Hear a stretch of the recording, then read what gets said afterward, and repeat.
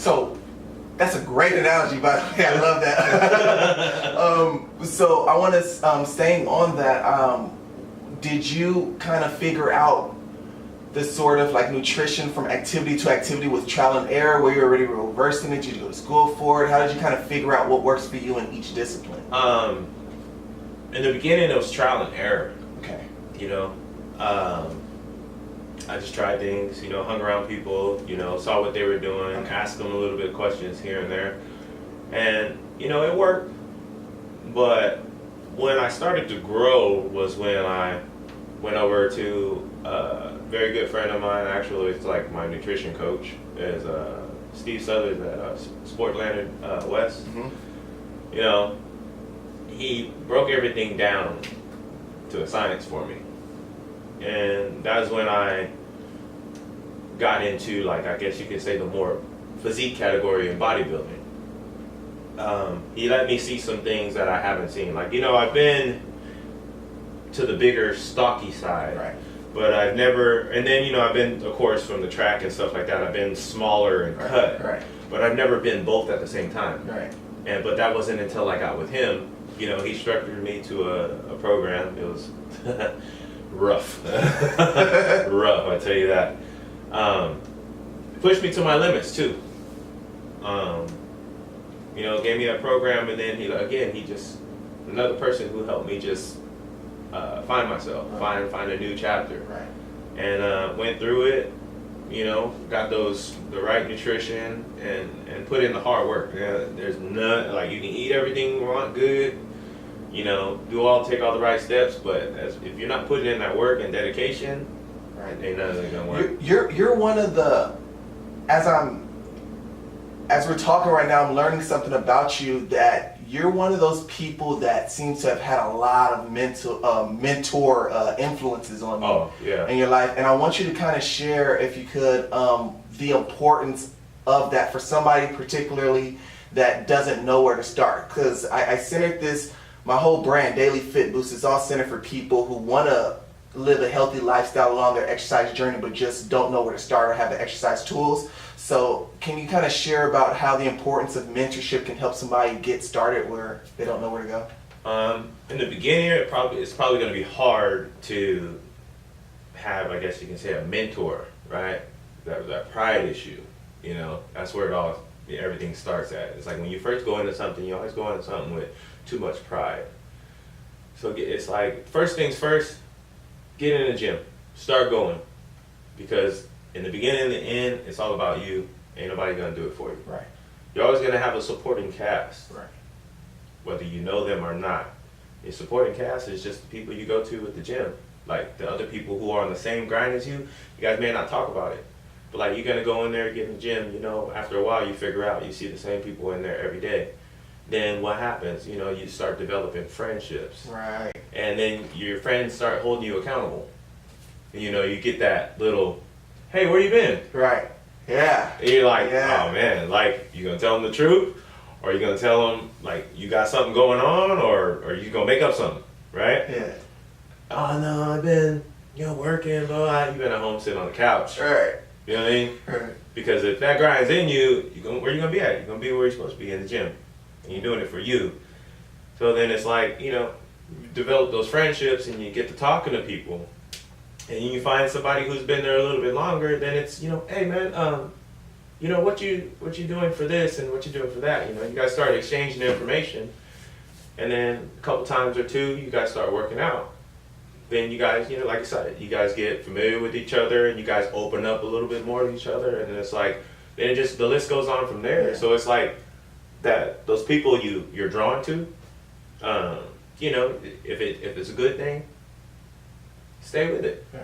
You know, because it's like the good people ain't gonna just let you go. Right, right. You know, I love that. I love the way you put that, because it's almost like you walk into these accountability partners and people that you mentor. Like for me, it was the same exact thing. I had to start off. You know, I just knew how. When I first started off at the gym, I just knew how to do bicep curls. So that was my go-to. I'd go do a whole bunch of bicep curls and now I'd leave because that's all I knew how to do. But like you said, I would keep going more and more, and then I learned how to do 2 exercises, and then I met somebody. That thing that you said about familiar faces right now, absolutely. you start talking with people. Hey, try this exercise. Oh, okay. And then now I know a whole bunch of people at my regular gym, and you know, I'm able to bounce ideas off of people and also learn from them as well too. And it just kind of happens organically like that, which is, man, I like the way you put that. So right now, what's your current routine? What's your current diet? I know we touched on it a little bit before we started. Current diet, can't really say I have like a strict program. Right. No, it's like I know what things I should eat, what things I shouldn't eat, but then at the same time I want to enjoy life because I like food. Right. Like I love food. Me too. Me too. Yeah, I want to eat those foods we ain't supposed to have, but who says we aren't supposed to have them? You just can't have them that much. You can't have them all the time. Right. Like, I want a burger, I want some pizza, I want a donut. Had two today. I'm gonna go work them off later. Right, you know? right. But it's just, you know, you put in that work, and then it's like one thing that I've always learned and learned from, you know, as you say, my mentors. To treat yourself. You know, go hard for the week. You know, go hard for 2 weeks. You know, starting out, it's gonna be like, oh man, I went hard in the gym yesterday, so I can eat something today. Nah, set a far-fetched goal. Like man, I can't reach that, but I'm gonna go for it. Right? You're gonna bump your head on the way a couple times. Right. Be like, if I can go for a week to 2 weeks. After 2 weeks, I can have that meal I wanted. Right? Oh man, I did that, no problem. Okay, well, let me go 3 weeks. 3 weeks, I get that meal.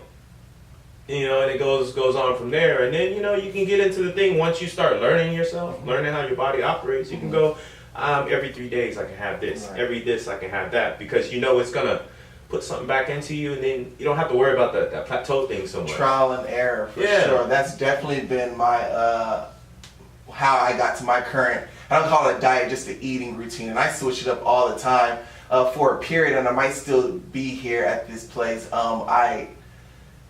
I got to the point where I was like, well, one of my motivations for working out is to be able to eat. You know what I mean? Yeah, no. It turns into a motivation. Yeah. Because I love to eat as well, and I'm never going to teach, like, you know, eating like a rabbit, like lettuce and celery every single day and not enjoy life. So finding that balance, like you said, finding like that place where you kind of like your plateau, you start to learn your body with trial and error. Yeah. Absolutely. All right, so to wrap up, we got a couple more minutes left. I want you to leave a tip with our listeners, something that you've learned along your exercise journey, something that's helped you to get to the place where you're currently at, something foundational that's been pivotal for you.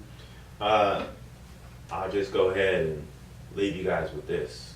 It's one thing that I've carried on with me and a circle of my friends is, you know, for me, it's sky high gentleman.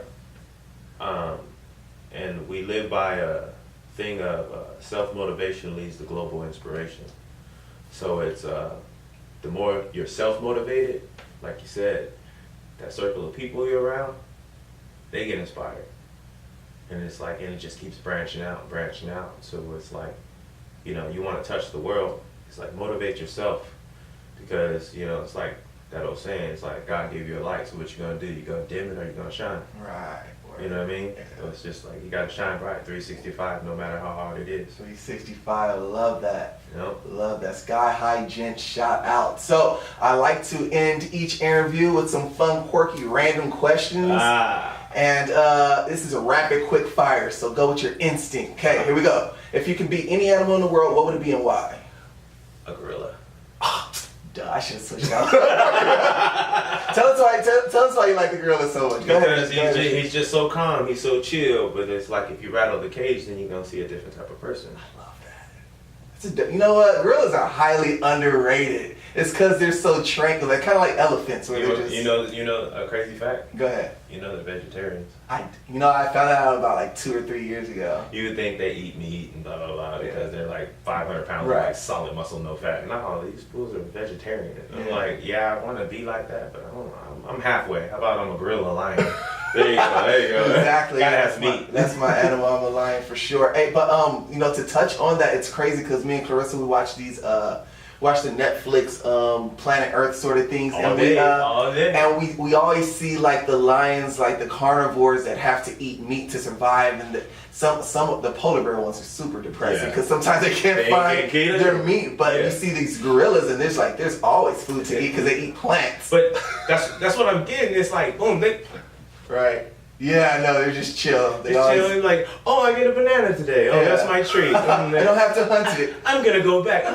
And what you always see them around trees and stuff. So they're like, oh, yeah. Chilling in the shade. You ever notice they sitting there watching the other animals go and prey off each other? They just sitting back. And right. Y'all working hard for y'all food. I'm just sitting here getting muscled up. You know. No problems in the world. Okay, so football or basketball?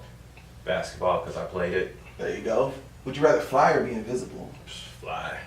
Fly. Name one famous person, dead or alive, you'd love to have dinner with. James Brown. That's a good one. I'll be turned up.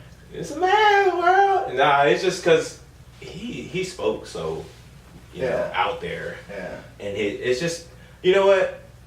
Just soul. Yeah. The Godfather of soul. Yeah. You know, that's just something right there. I wonder what a dinner with Rick James would be like. I don't even want to get into that. That just came to me random, that James Brown, Rick James energy. Okay, so dinner or breakfast? Breakfast. Summer or winter? Snowboarding. Winter. Yeah, winter that too. 3 items you can't live without. Bible. Word. Clothes. And the third is unknown. And the third is unknown. I guess I'm gonna say my gi.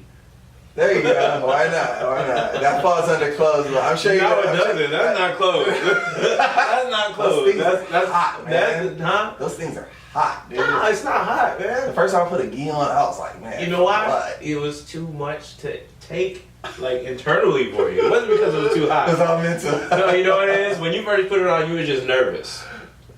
I don't remember being, I just remember being You may hot. not, you were nervous. Look, you ever notice when you're nervous, your body temperature just kick up? When I'm hot. Yeah, bro, you was just nervous. You like, man, what's about to happen?